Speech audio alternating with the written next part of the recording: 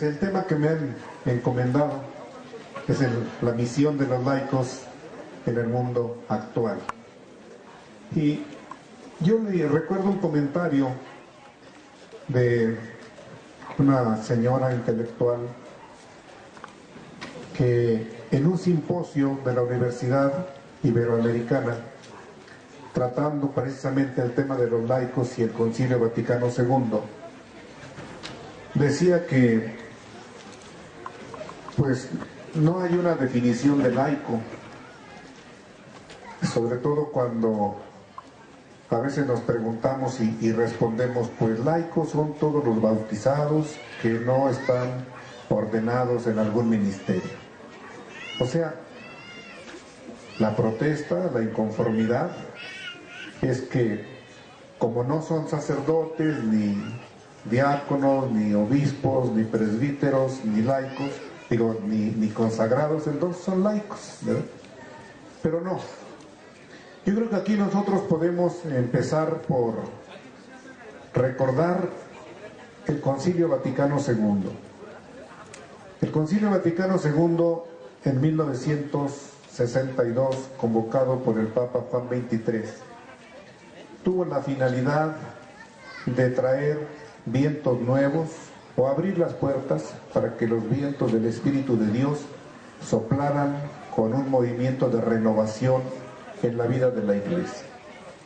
Este es el Concilio Vaticano II que tuvo la visión por adelantado, pudiéramos decir, de los grandes cambios que venían en la segunda mitad del siglo XX, que iban a notarse de una manera, pudiéramos decir, dramática en los tiempos actuales. Desde ese tiempo se hablaba, por ejemplo, de grandes temores que afectaban a la humanidad y por lo tanto también a los cristianos, a los miembros de la Iglesia. Grandes temores que eran, por ejemplo, las amenazas contra la paz, esa tensión que había entre las grandes potencias, con amenazas de bombas, que hasta la fecha sigue siendo una realidad, donde la inteligencia del ser humano, la ciencia y la tecnología están puestas en gran parte al servicio de la destrucción, con la construcción de armas, elaboración de armas que ni siquiera nos imaginamos todo el alcance que pueden tener. Otro de los grandes temores también que el mundo experimentaba era, por ejemplo, el deterioro ecológico. Y nosotros somos testigos de ello. En el siglo XX, por ejemplo, algunos de nuestros mayores pudieran recordar lo que era la ribera del lago de Texcoco. En el siglo XX desaparece prácticamente el lago de Texcoco y con eso cambia pues todo el entorno ecológico, y hoy nosotros podemos inclusive estarnos preocupando ya por agua, cuando teníamos los grandes santuarios del agua aquí arribita, en Santa Catarina del Monte, en San Jerónimo Amanalco, eso quiere decir Amanalco, el lugar de agua, en fin, y que bajaban los grandes torrentes para alimentar el lago y para alimentar también las necesidades de nuestros alrededores, ¿no? Sin embargo, el paisaje ha cambiado, la realidad ha cambiado, y hoy se puede decir que ya nos estamos preocupando por el agua, ¿verdad? Por ejemplo, estas botellitas que hace 20 años era imposible imaginarlas, ¿verdad? Hoy se puede decir que son de uso corriente, y aunque batallamos para pagar la contribución para el agua potable en nuestro pueblo de unos, no sé, 200 pesos al mes o 100 pesos al mes, en algunos casos más, y pagamos 10 pesos por una botella que no alcanza a tener un litro, ¿verdad? Bueno, son realidades que el mundo previó, que pudiéramos haber evitado y que sin embargo las cosas siguieron. Esto también lo previó el Concilio Vaticano II. Y entre otras cosas veía cómo la Iglesia parecía no estar cumpliendo la misión para la cual Cristo nuestro Señor quiso fundar. A muchos les gustaba así la Iglesia. Algunas abuelitas decían, pues si uno va a misa y canta y baila y se la pasa re bien, pues entonces ya no es sacrificio, ¿eh? Y les gustaba que fuera sacrificio porque no entendía nada, y porque se estaban todo el tiempo esforzando y sacrificando para estar ahí. Pero eso a poquito les gusta. A la gran mayoría ya le parecía que no había un atractivo, unas motivaciones suficientes para poder estar ahí en el encuentro con el Señor. Y así muchas otras formas en la vida de la Iglesia. Por eso el Papa Juan XXIII en 1962 convoca al concilio para un movimiento de renovación en la vida de la Iglesia y para que la Iglesia responda a las condiciones o a la misión que se le encomendó en el mundo actual. Vino en 1963, ante la muerte del Papa Juan XXIII, le sucede el Papa Pablo VI, y el Papa Pablo VI, en el intermedio entre la primera y segunda etapa del Concilio Vaticano II, nos da también un documento muy hermoso que se llama Ecclesiam Suam. La Ecclesiam Suam plantea dos grandes preguntas que luego van a marcar también el camino del Concilio Vaticano II.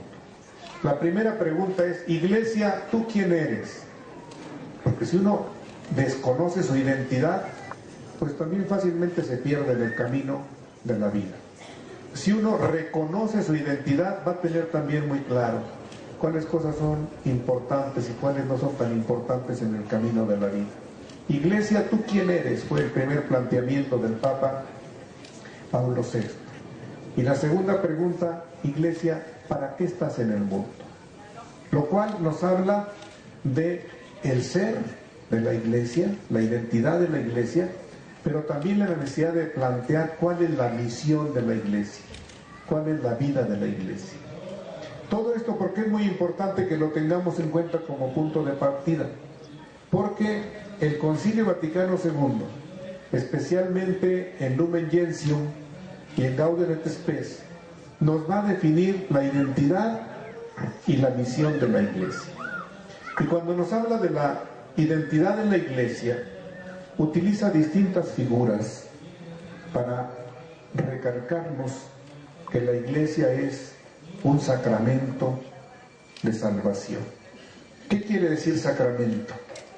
Sacramento, decíamos en la definición del catecismo, son signos sensibles y eficaces para darnos la gracia de Dios. Y de esta manera podemos también llamar a Jesucristo como el sacramento fundamental, porque Él es el que ha venido a revelarnos al Padre. Y si no es por Cristo, nadie puede conocer a Dios. Él en su vida, en su persona, representa a Dios, lo hace presente, nos habla de Él y hace realidad la voluntad de Dios en nuestro mundo. Por eso Él es sacramento del Padre. Ahí mismo en el Concilio Vaticano II se habla de la Iglesia como sacramento de Cristo. ¿Esto qué quiere decir? Que nosotros como Iglesia tenemos la gran responsabilidad de hacer presente a Cristo en el mundo y la misión de Cristo en el mundo. Por eso celebramos hoy el Día Mundial de las Misiones, que tenemos que hacer presente la misión de Cristo en el mundo. Ahora, si tenemos claro cuál es nuestra identidad y cuál es nuestra misión, como Iglesia podemos responder a la misión que Cristo nos confió en el mundo actual. Y cuando se explica esta figura de la Iglesia, sacramento de Cristo, sacramento de salvación, se habla de dos elementos fundamentales, que son la comunión y la misión. Para hablar de la Iglesia comunión, entonces se vuelve a la Sagrada Escritura y se encuentran las grandes figuras que nos hablan de la Iglesia. Por ejemplo, la Iglesia es el nuevo pueblo de Dios. Y cuando hablamos del nuevo pueblo de Dios, se hace referencia al antiguo pueblo de Dios, que de la nada, de un arameo errante, Dios nuestro Señor va formando un pueblo descendiente de Abraham. Pero un pueblo que prácticamente no tiene identidad. Son algunas tribus que se van integrando hasta que, incluso habiendo vendido a uno de los hermanos, llegan por esa causa a Egipto, donde se salva la vida ante la adversidad y luego se establecen en Egipto y se convierten, pudiéramos decir, en un pueblo de esclavos. Todavía no son pueblo propiamente. Para que sea pueblo, Israel tiene que escuchar otra vez la voz de los profetas, principalmente de Moisés, ¿verdad? Escuchar la voz de los profetas y animarse a salir de la esclavitud, darse cuenta de su situación de esclavitud, no estar conformes con su condición de esclavitud y salir a través del desierto en una larga etapa de purificación. Y hay que sufrirle en el desierto para pasar de la esclavitud a la libertad. Un pueblo entonces tiene que ser libre. Un pueblo tiene que tener una autoridad, y ahí empieza con Moisés y luego los jueces que Moisés fue nombrando. Pero también un pueblo tiene que tener su propia tierra y tiene que tener su propia organización. Bueno, la iglesia como pueblo de Dios también tiene que tener una organización. Y por eso se habla de la iglesia también como cuerpo místico de Cristo, siguiendo la figura del Evangelio. En un cuerpo hay distintos miembros y cada uno de los miembros tiene distintas funciones, pero es necesario que todos los miembros funcionen adecuadamente para que el cuerpo pueda cumplir también sus tareas y cumplir su misión. Bueno, ¿a qué nos va llevando todo esto? Esto nos va llevando a que en la iglesia, para que nosotros seamos pueblo de Dios, sacramento de Cristo, cuerpo místico de Cristo, en la iglesia hay una gran variedad de miembros del pueblo de Dios. Hombres y mujeres, niños y adultos, ricos y pobres, güeros y morenos, ¿verdad? Flacos y gordos, de todo hay en el pueblo de Dios. Pero lo importante es descubrir que esas diversidades no son para dividirnos, sino más bien para complementarnos y para unirnos.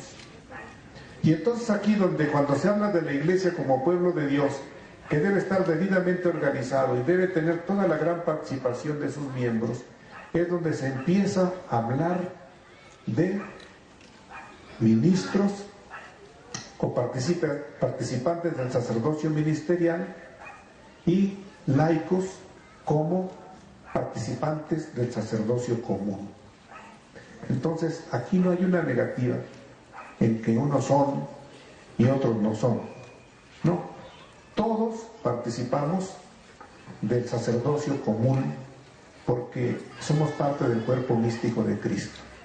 Y todos tenemos la responsabilidad de cumplir la tarea, de cumplir la misión que que el Padre le confió a Cristo y que Cristo confía en su iglesia.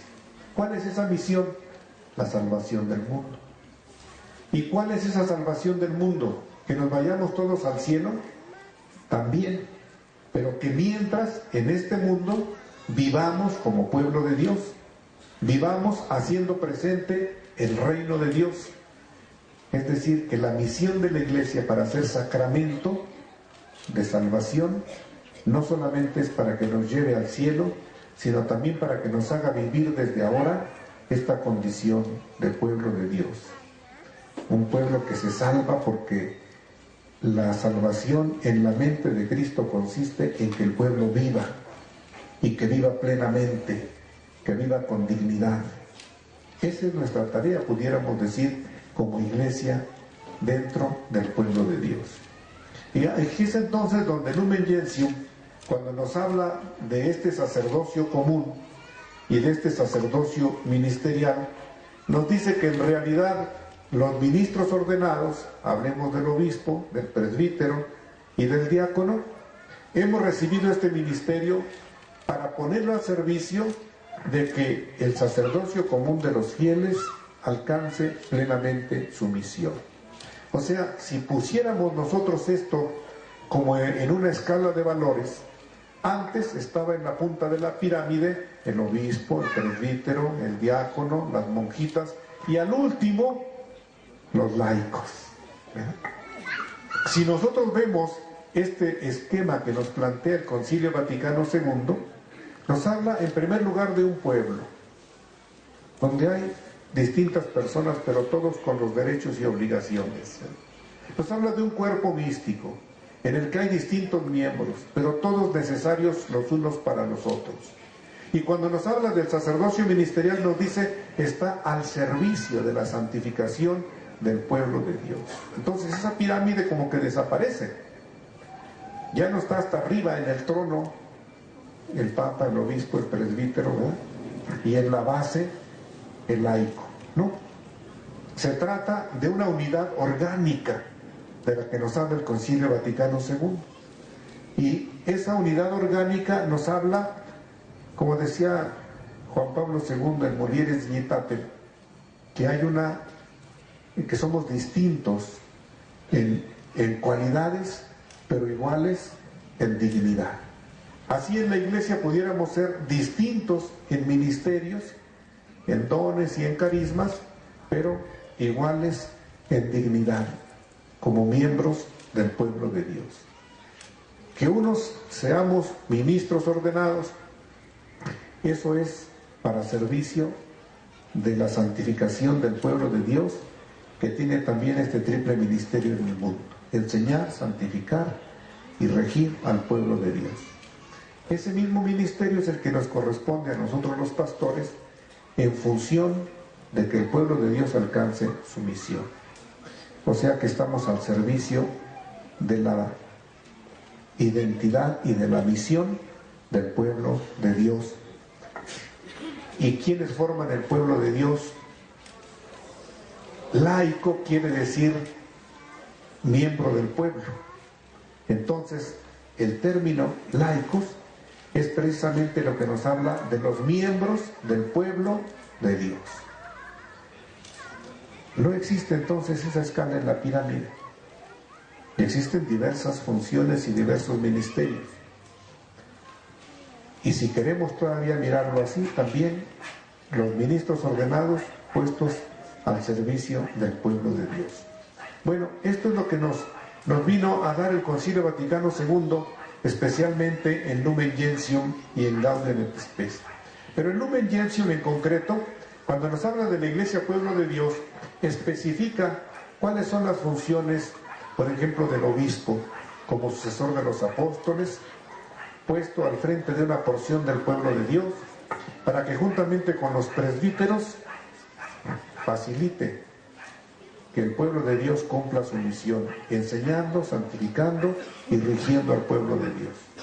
Cuando nos habla de los presbíteros, en un siguiente número también dice: los presbíteros son próvidos colaboradores del obispo para que juntos estén al servicio de la santificación del pueblo de Dios. Y así nos habla de los distintos ministerios, inclusive, por ejemplo, de los consagrados y consagradas, las religiosas y los religiosos. Son miembros del pueblo de Dios, llamados a vivir de una manera especial los consejos evangélicos, y siendo así testigos del Evangelio y anuncio de la vida futura, donde a través de la pobreza, la castidad y la obediencia se vive desde ahora la experiencia de que lo primero, lo fundamental en nuestra vida es la voluntad de Dios, y todo lo demás se dará por añadidura. De una forma también muy especial, en cada uno de los bautizados, esta es la misma misión, la misma tarea.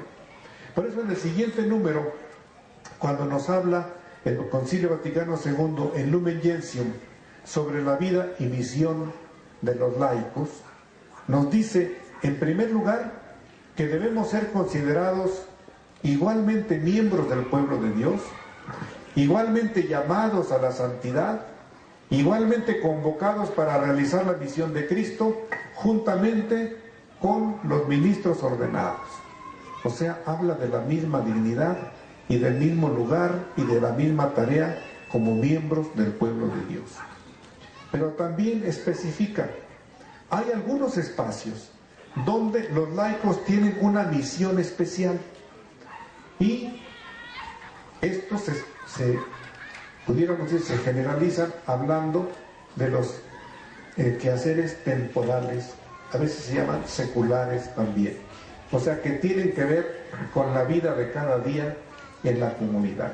Y concretamente se refiere al campo de la familia, al campo de la educación, al campo del trabajo, al campo de la política, es decir, todos estos espacios donde a veces no se nota o no se siente la presencia del pueblo de Dios vivo. Esta es principalmente la tarea de este, donde se desarrolla continuamente la vida del laico. Ahí está principalmente su misión como miembro vivo del pueblo de Dios.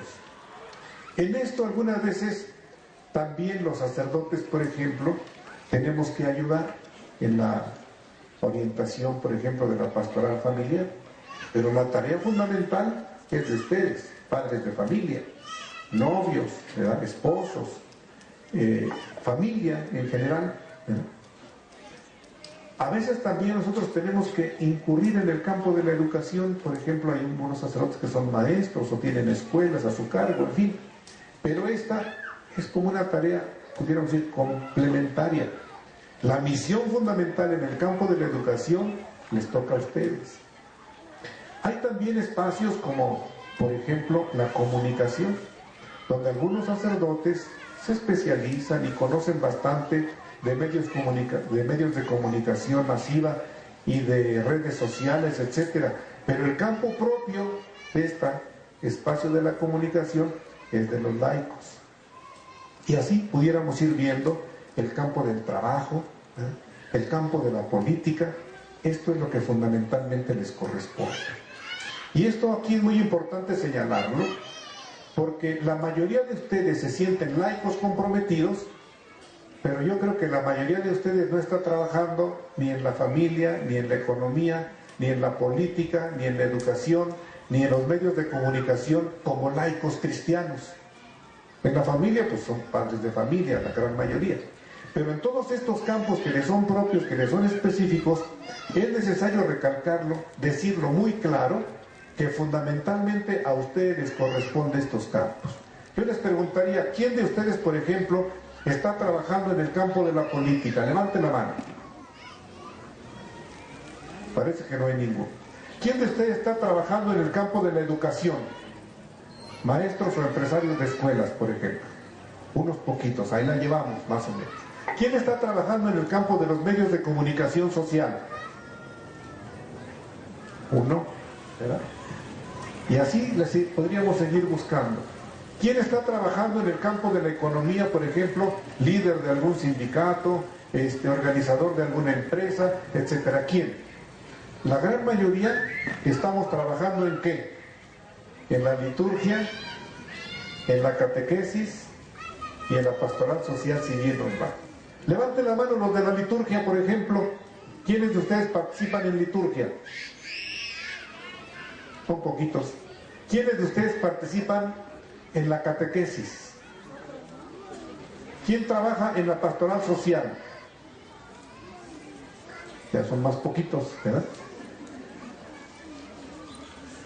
¿Quién trabaja en movimientos eclesiales? Movimientos de querigma o de formación, de enseñanza en la vida de la iglesia. Bueno, algunos no levantaron la mano. ¿Ustedes no trabajan, los que no levantaron la mano? Bueno, la pregunta es por esto, porque Lumen Gentium insiste en que el campo fundamental, la tarea fundamental en la vida de los laicos está precisamente en este campo de la vida social, política, económica, educativa, donde normalmente se desenvuelven sus vidas. A lo mejor es bueno tenerlo en cuenta y recalcarlo una vez más, porque tanto ustedes laicos como nosotros los pastores debemos poner mayor atención a este tema. Yo recuerdo un artículo de un señor Castillo Peraza, que fue líder del Partido Acción Nacional, que decía, como muchos líderes en su tiempo que salieron de la Acción Católica, ustedes los obispos, dice, nos invitan, nos animan y casi nos mandan que vayamos a trabajar en la política. Y cuando estamos nosotros los laicos trabajando en la política, nos dejan solos, no nos acompañan y a veces ni siquiera nos prestan el micrófono. Y tenía mucha razón Castillo Peraza en ese sentido. Pero igual, nosotros hemos intentado distintos momentos. Por ejemplo, yo recuerdo cuando era vicario de pastoral aquí en la diócesis, cómo además de los movimientos laicales en el Consejo de Laicos, estábamos buscando la participación como de un apartado especial en el Consejo de los Laicos, donde se trabajara específicamente el campo de la política, políticos, empresarios, artistas e intelectuales. Y estábamos haciendo un caminito que se sigue haciendo con unos poquitos, me imagino. Pero la gran mayoría de los que trabajan en ese campo, aunque sean católicos, no se sienten convocados ni tomados en cuenta aquí. Y la gran mayoría de los que estamos aquí y nos sentimos convocados, como que no nos interesan esos temas. Entonces hay que pensarle muy bien y ver cómo el concilio, que nos invita a la transformación del mundo actual con el espíritu del Evangelio, ¿quién lo va a hacer? ¿Quién va a transformar el campo de la política, por ejemplo, con un mayor espíritu cristiano? Si no somos nosotros, nadie lo va a hacer. ¿Quién va a darle también, por ejemplo, a todo este gran sector de la salud, que tiene que ver con la vida, que tiene que ver con la perinatología, que tiene que ver con la fecundidad y de todos los temas referentes a la vida? ¿Quién lo va a hacer? ¿Quién va a trabajar en ese campo con un espíritu cristiano? Pues a veces entran los protestantes, ¿eh? Pero nosotros nos hemos quedado así como lavándonos las manos, ¿eh? Y no nos corresponde eso. Por eso es muy importante recalcar. Lumen Gentium también insiste luego un poquito diciendo que en realidad también hay muchas tareas en el campo de la liturgia, de la catequesis y de la pastoral social, donde por ser nosotros pueblo de Dios también les corresponden a ustedes. No es que les hagamos el favor de darles un lugarcito en la liturgia, no. Por su sacerdocio bautismal también les corresponde. Igual la catequesis y lo que se refiere a la predicación, todo el tema de la enseñanza, del testimonio de la vida cristiana, también les corresponde. Pero no es, dice el concilio, lo principal, ni mucho menos lo único. También debemos participar, pero no es su campo, dijéramos, propio, ni mucho menos lo único a lo que están llamados a participar. Esto lo dice el Concilio Vaticano II, el Lumen Gentium. Pueden darle su repasadita por ahí a los números al capítulo 1, 2 y 3, y verán que no les estoy mintiendo, ¿verdad? Es muy importante tener en cuenta esto. Ahora, ¿qué ha pasado después del concilio? Después del concilio, como que todos estos temas también han sido retomados por los papas, ¿verdad? Paulo VI, por ejemplo, nos dio en Evangelii Nunciandi como que una gran tarea a todos los bautizados, y ahí especialmente los laicos, ¿verdad? Si la iglesia no está en el mundo para anunciar el Evangelio, decía Lumen Gentium, en realidad no tiene razón de ser.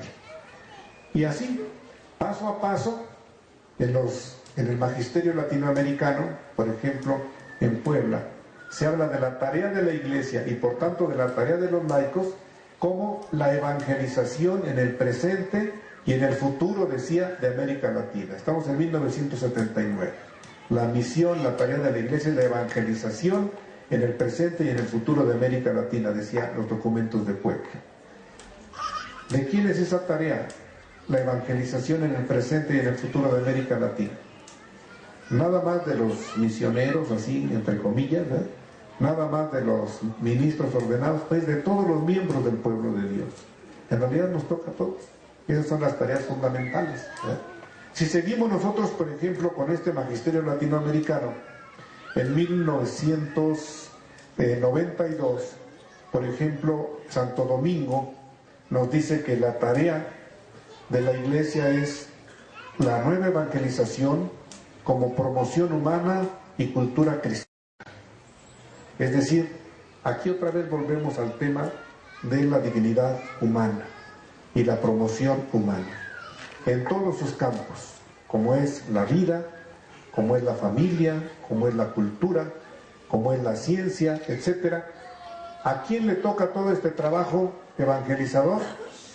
¿A quién?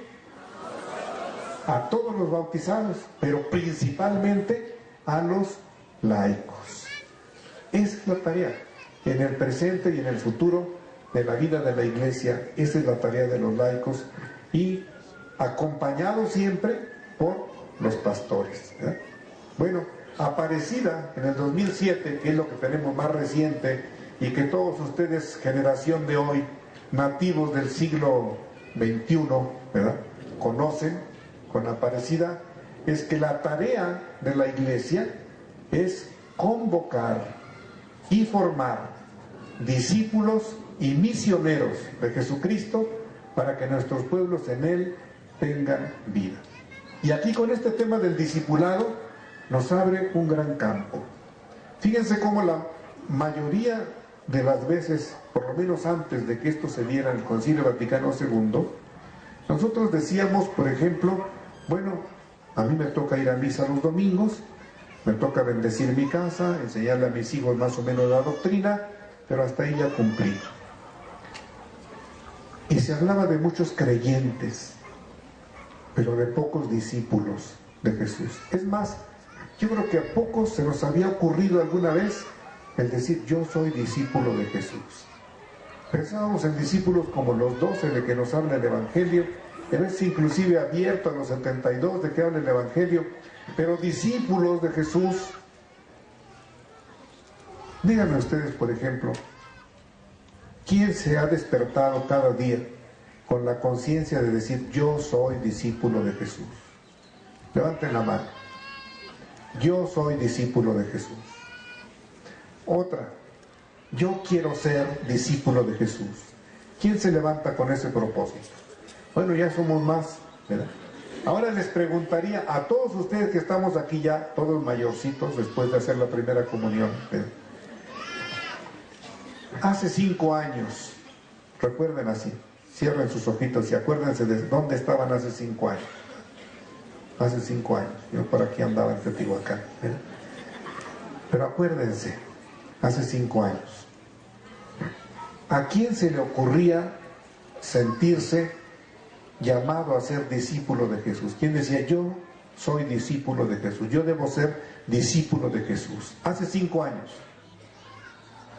A ver, hermanito, ¿tú cómo te llamas? No, el que está junto a ti. Pedro. ¿Cuántos años tienes? 13 años. Hace 5 años tenía 8. Y a los 8 ya se sentía convocado a ser discípulo de Jesús. O sea, son casos que no se dan con mucha frecuencia, ¿verdad? Pero eran muy poquitos. Nos conformábamos con ser creyentes. Es más, decíamos, somos católicos, muy católicos, ¿verdad? Pero discípulos de Jesús, prácticamente no. Y esta es la identidad del bautizado.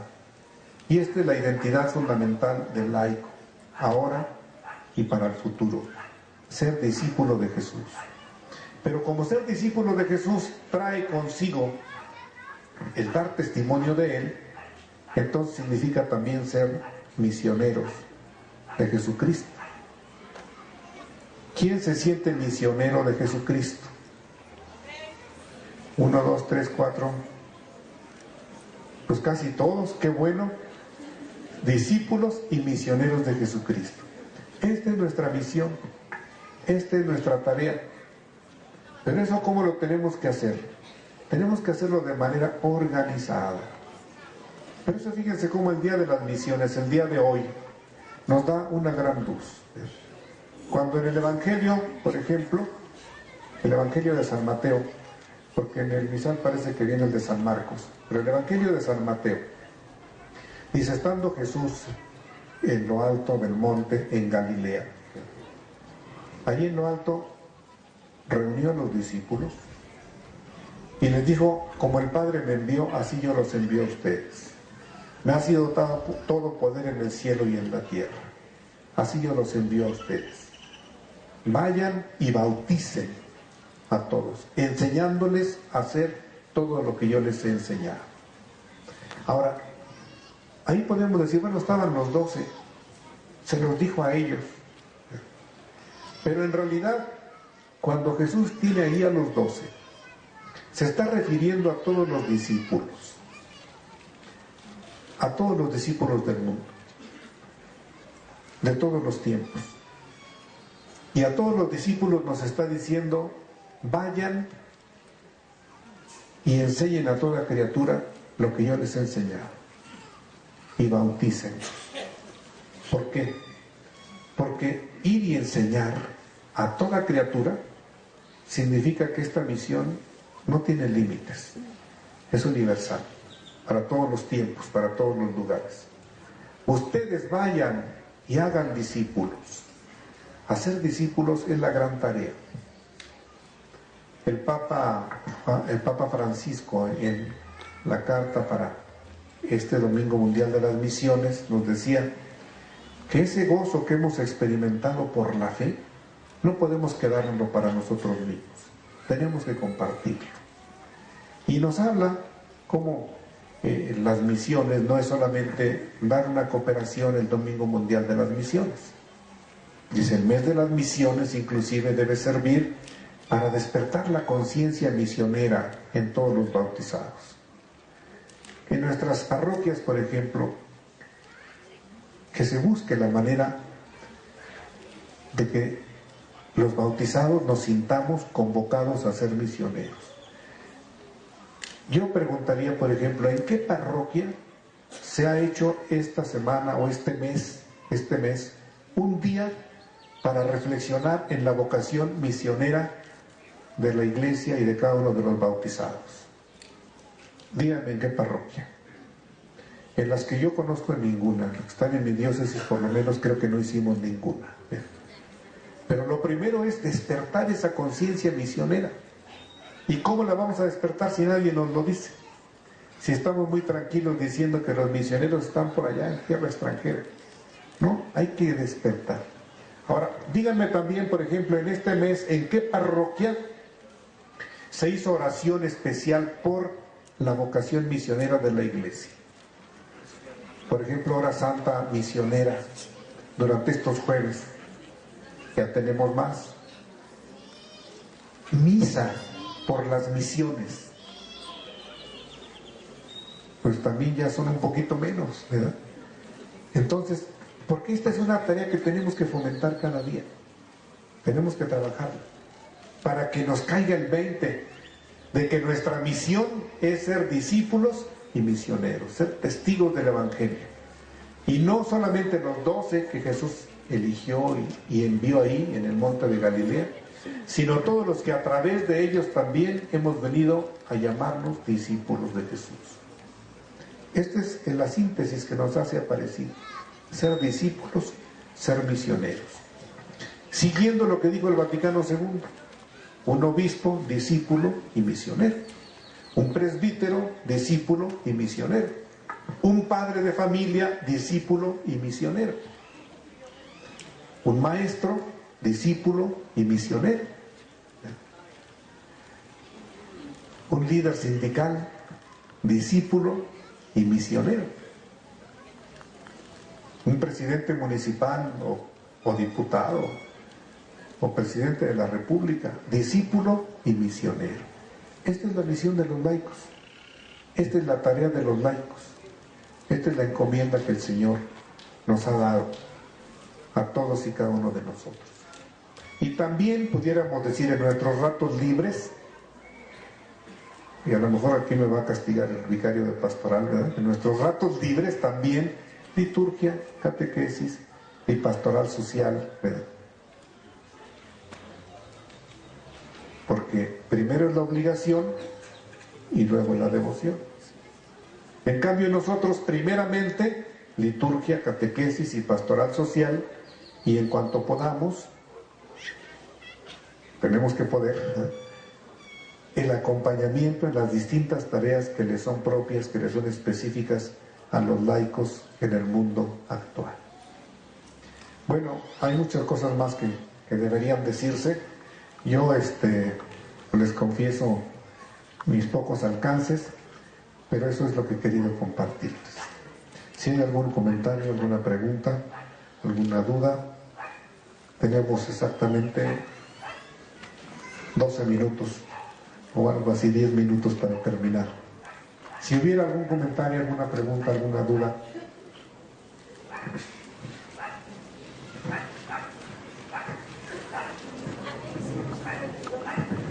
Ayer hubo un retiro para los niños del catecismo y los convocamos a que sean misioneros y mensajeros de la palabra.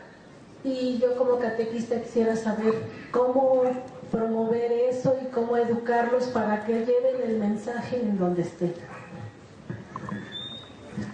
Aquí hay un tema muy importante que a mí me gusta presumir en mi diócesis y en otras diócesis, ¿no? Aquí en Texcoco, en la diócesis, llevamos un proceso de formación catequística que llamamos así con pequeñas palabras catequesis escolarizada, pero que en realidad está respondiendo a la vida y misión de la Iglesia y a los compromisos también asumidos por el episcopado mexicano para que las condiciones de inseguridad, de violencia, de deterioro del tejido social que vive nuestro país puedan cambiar. Y esto es procesos en la formación de todos los bautizados y por lo tanto también procesos en los sacramentos de iniciación cristiana. Esto quiere decir que vamos siguiendo un caminito y el camino sería que efectivamente tengamos, por ejemplo, una catequesis preescolar desde la familia y desde los chiquitos que van a la catequesis en la parroquia. ¿Para qué? Para que conozcan a Dios como Padre. Pero no solamente que se aprendan de memoria de que Dios es Padre, no, que descubran realmente el amor paterno de Dios en las distintas situaciones de la vida. Como descubrió, por ejemplo, Abraham a Dios y fue capaz de dejar su tierra y su parentela para ir en busca de la tierra prometida. Pero luego sigue el proceso y tenemos la catequesis para la primera comunión. Cuando llegamos a la primera comunión, algunos desertan, ¿no? El gran día de la primera comunión y luego el gran vacío porque no vuelven a la catequesis.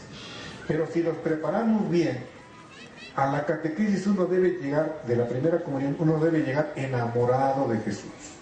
O sea, descubrir no solamente a Dios como Padre, sino a Dios que se hace hombre en Jesucristo y nos relaciona con el Padre. Y tenemos mucho que aprender paso a paso en la vida de Jesús, en sus palabras, en sus actitudes, para que nos animemos a caminar tras Él. Uno debe llegar a la primera comunión de veras enamorado, convencido, atraído, embelesado por la persona de Jesús. Si no lo estamos logrando es que algo le está fallando a nuestra catequesis. Y luego, como seguimos el proceso, vamos a descubrir cómo no basta creer en Dios, no basta conocer a Jesucristo y amarlo sobre todas las cosas, sino que es necesario como discípulos seguir sus pasos y para esto ser dóciles a la acción del Espíritu Santo y organizarnos como iglesia, como pueblo de Dios en distintas tareas, pero orgánicas a través de la parroquia. Ahí es donde debe organizarse. Y aquí es donde vemos, por ejemplo, que la catequesis en Texcoco tiene una experiencia de la misión infantil. Los niños se organizan en determinado momento, con determinados temas, con determinadas dinámicas, con determinadas estrategias y recorren las casas y se sienten orgullosos de ser misioneros. Pero también hay otras organizaciones que están al servicio de quienes estemos preguntando cómo. Por ejemplo, la infancia misionera, la obra nacional para las misiones tiene ese gran espacio y experiencia de la infancia misionera, porque nosotros desde niños podemos sentirnos misioneros y con actividades propias y concretas ser misioneros. Entonces ahí está un recurso, por ejemplo. La obra de mi Pontificio Episcopal de Misiones en México tiene también, por ejemplo, la juventud misionera. y tiene también, por ejemplo, enfermos misioneros. O sea, recursos hay. Lo importante es que sintamos, como me decías, esa necesidad, ese compromiso de ser misioneros, y buscamos el librito y seguramente lo vamos a encontrar. Pero lo primero es despertar ese entusiasmo y esa vocación misionera. Y decía, llegar a la confirmación no solamente enamorados de Jesús, sino enamorados de su iglesia, y estar dispuestos y animosos para prestar un ministerio, un servicio en la vida de la iglesia. Yo les preguntaría igual, cuando llegan sus niños a la confirmación, adolescentes, ya casi jovencitos, ¿verdad? ¿Qué sigue después de la confirmación? Teóricamente debería seguir ya incorporarse a la fuerza laboral apostólica de la parroquia. Eso debería seguir. A lo mejor igual todavía sigue faltando un poquito de experiencia, y entonces los grupos juveniles, grupos de adolescentes, nos van a ir capacitando para jóvenes catequistas, para jóvenes animadores de la pastoral misionera, de la pastoral juvenil, para todo el campo de la pastoral social, que es la caridad organizada, en fin. Pero lo importante aquí es seguir procesos y tener bien claro que la catequesis escolarizada no es solamente un invento aquí del vicario de pastoral, en su momento encargado de la catequesis, sino que es una necesidad en la vida de la iglesia, en el mundo actual. Es un compromiso del episcopado mexicano para cambiar la situación caótica que vive nuestro país. Bueno, a lo mejor me alargué un poquito, pero espero haber respondido a su pregunta. ¿Bien?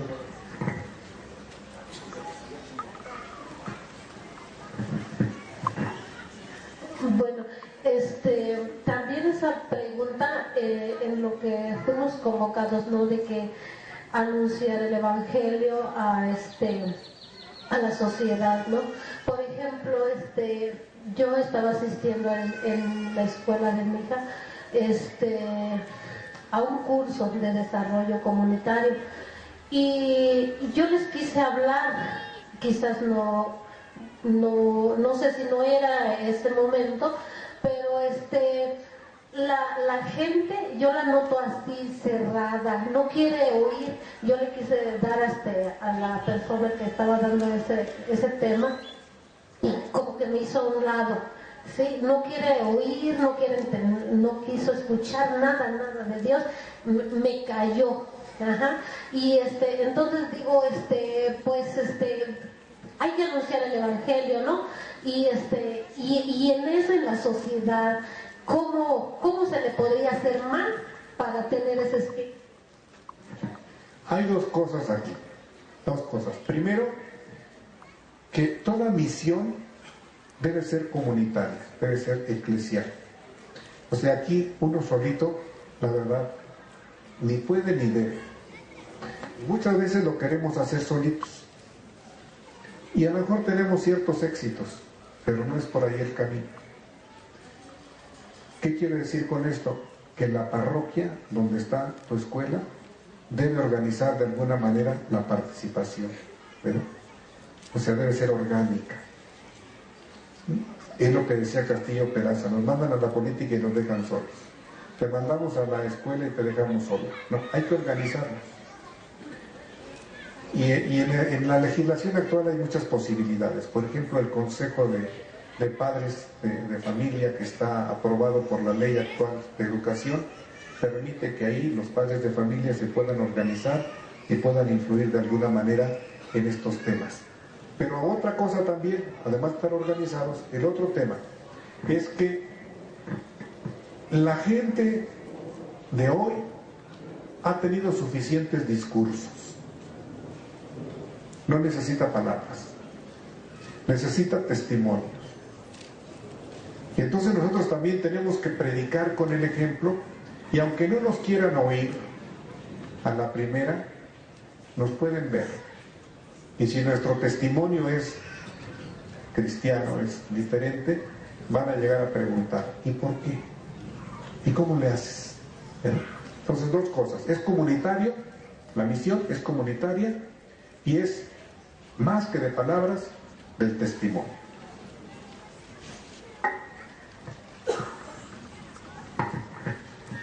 Monseñor, mi pregunta es precisamente con quién y en dónde nos podemos dirigir para que no solo nosotros los evangelizadores nos quedemos en los ambientes de nuestra parroquia, sino que vayamos más a fondo a la política, la economía, la cultura, la educación, pero precisamente dónde, porque habemos muchos que queremos hacerlo, pero no sabemos dónde, por dónde. Aquí también creo que hay que tener en cuenta dos cosas.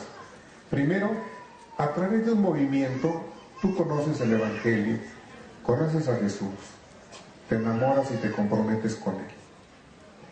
Pero de ahí tienes que llegar a descubrir el siguiente paso que decía, que es la iglesia. Y la iglesia debe tener su debida organización. Por ejemplo, aquí tenemos un vicario de pastoral, tenemos distintas comisiones, entre ellas, por ejemplo, la pastoral social, y en la pastoral social hay distintas dimensiones, pudiéramos decir, o subcomisiones que tienen que ver con la política, con los enfermos, con los cáritas en casos de emergencias, etcétera. Entonces, ahí es donde hay que buscar los campos específicos. Esto debe aterrizar en las parroquias, ¿verdad? Posiblemente no en todas exista, pero está el vicario de pastoral, que tiene precisamente esa misión de coordinar y dar espacio y orden para que todos jueguen y jueguen bien. Entonces, buscar la estructura parroquial para ese campo específico del que estamos hablando, porque si no estamos organizados, no pasamos de ahí. ¿Sí?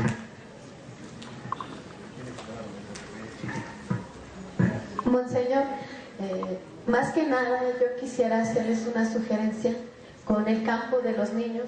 Nos hace falta mucho material llamativo para los niños. Los hermanitos protestantes nos están ganando tremendamente. Encontramos con ellos la Biblia ilustrada para niños, Biblias que acercan a los niños realmente a Dios, que es lo que queremos. Y me gustaría, abro el nombre a lo mejor de todos los catequistas, de todos los padres de familia que estamos aquí, que se hiciera material novedoso para niños dentro de la Iglesia Católica, para jóvenes, porque hay muy poco, y que estuviera al alcance de nuestras manos. Muchos venimos de allá de Totolco y no tenemos material cerca. Queremos un rosario de la Santísima y Preciosísima Sangre y no lo encontramos. Queremos un libro para rezar y no lo tenemos. Queremos material para nuestros niños, para acercarlos a Dios y no lo tenemos. Yo me he tenido que ver en la necesidad de acudir a material cristiano para acercar a mi niño un poco más. Porque sí, el catecismo ya está reformado, está mucho mejor que hace algunos años, pero todavía nos hace falta un poco más. Sí, esta es una tarea en la que no nos podemos detener, ¿verdad?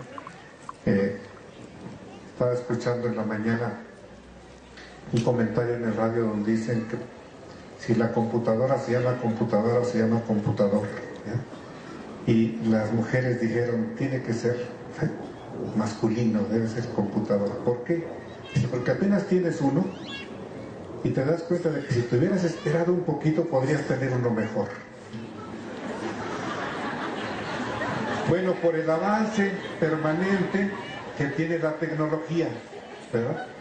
Y por el avance permanente que tiene la comunicación y por el avance permanente que tiene nuestro tiempo, ¿por qué nosotros nos vamos a estacionar? Hemos dado pasos muy importantes, efectivamente, en la organización pastoral, en la catequesis, en la elaboración de material, pero no nos podemos detener. Efectivamente, yo creo que aquí el señor vicario de pastoral está tomando nota, porque sí necesitamos estar investigando, produciendo, ¿verdad? Todas las grandes empresas, ¿verdad?, de tecnología tienen un altísimo presupuesto y gente destinada simplemente a imaginar posibles avances.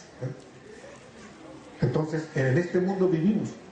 Y aquí es donde también nosotros, no en la esencia, porque el Evangelio no cambia, pero en la forma de su presentación, sí tenemos que estarnos renovando y tenemos que ser creativos y tenemos que seguir produciendo. Bueno, entonces nuestras instituciones diocesanas seguramente tomarán nota para darle seguimiento. Pues muchas gracias por su atención. Hay mucho más que decir seguramente, pero les agradezco.